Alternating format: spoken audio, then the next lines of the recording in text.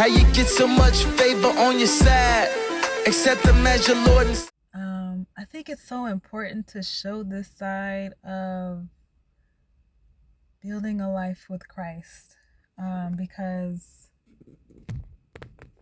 we often hear about the success stories of building businesses, of building empires, of building whatever it is that we're building. In this case, I'm just going to simply talk about building my relationship with God, because I've been at it for a while.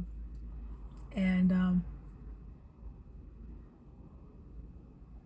I know I have an attitude at times, okay? So I'm not saying I don't necessarily have it all the way figured out, but I have worked on my attitude, and a lot of that has to do with renewing my mind and just watching God transform me, because I don't react the way I used to in some things. However, God has convicted me a few times over the last couple months in regards to my attitude, in regards to doing things He's asked me to do, and not necessarily having an attitude like I don't want to do it, but just because I'm sarcastic, sometimes it may come across as, well, God knows my heart, and if He's convicting me of it, then apparently I don't have the right attitude. And the word that He gave me, I want to say maybe a couple weeks ago, was willingness. Like, yeah, Bev, you're obedient, but what it takes for you to get to that point is like, it seems like it's work. Instead of you just doing what I asked you to do without saying anything and doing it, you have something to say. And so I thought I was past this, right? But I came across this video on YouTube today. Shout out to, I think his name is John.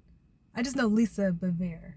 I know her. I think her husband's name is John, but they have a ministry on YouTube. I think he's been pastoring for years or whatever. I came across one of her videos a few weeks ago, and I've been watching her here and there ever since. Like, they're in their 60s, and their wisdom is just on marriage and just what they learned, and I've gravitated towards them. But I don't watch them often, but this morning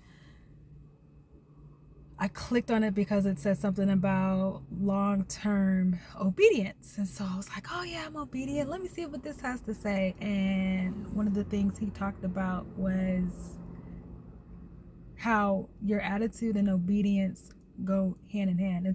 It's one thing to be obedient, but if you are obedient without the willingness, remember that word willingness came up again.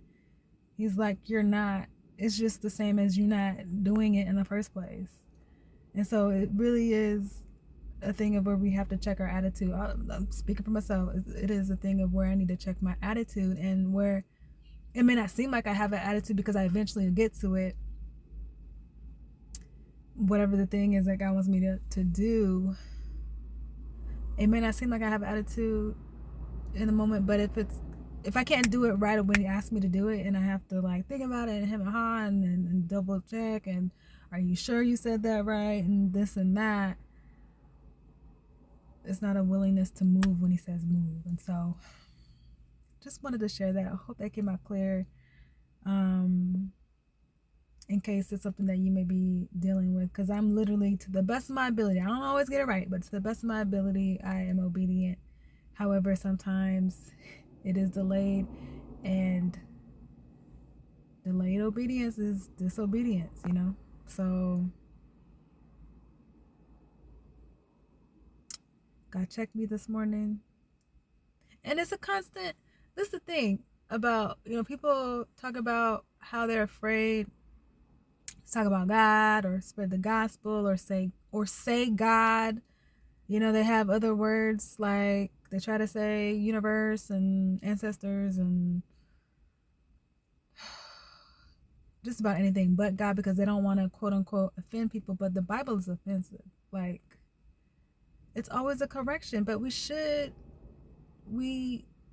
want to be better people. We should be growing. We should never stop growing. You stop growing when you die, right? So just wanted to leave that with you. So Come again.